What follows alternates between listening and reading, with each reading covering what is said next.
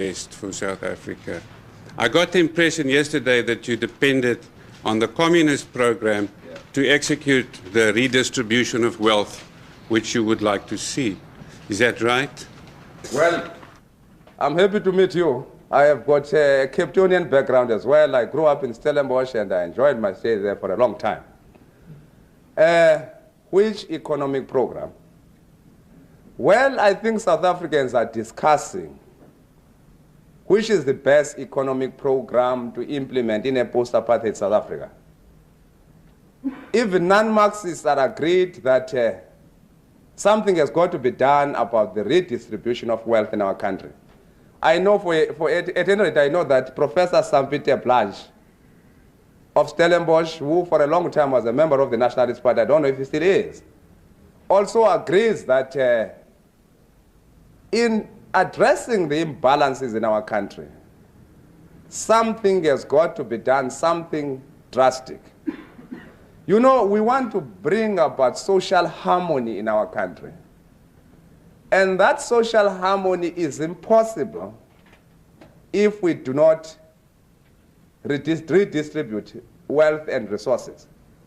I'm not referring to vulgar equalization. All I'm saying is that every person in South Africa, at least we should try, that should be our objective, should have at least 3 meals a day, should have shelter, not the squatters' shacks, nor compounds. Every child must have access to proper schools. We must have the same medical facilities. How do we do that? I don't think we South Africans must look for models.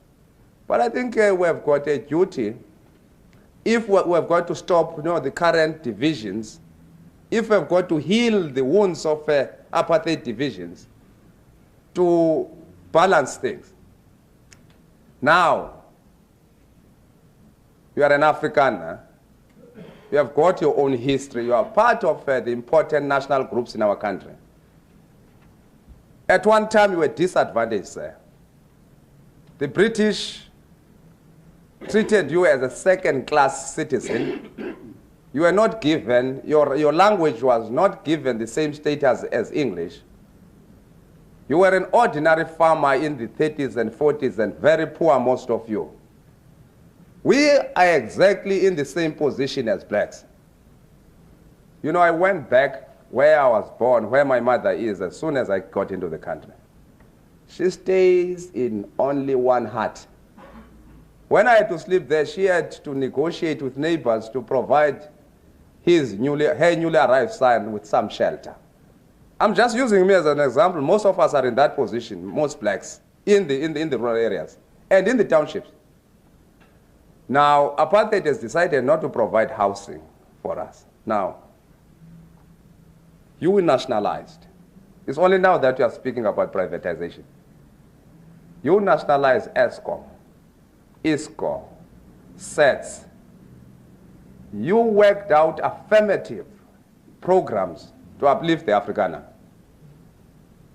You helped them with heavy subsidies to buy farms so that they should have land. The ANC says, equally, emerging out of a disastrous situation which has impoverished millions, the state must intervene. We cannot leave it to private enterprise to try to distribute resources. And certainly we want to nationalize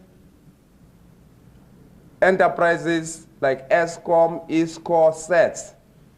But at the same time, we say we are for a mixed economy.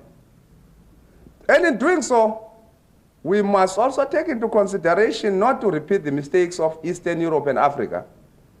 I think we're all agreed about economic growth so that more jobs should be there. And I'm sure when we nationalize, we shall take that into consideration. But essential services, those things which are needed by the people, like postal services, transport, electricity, a government must ensure that, you see, Mr. and Mrs. Average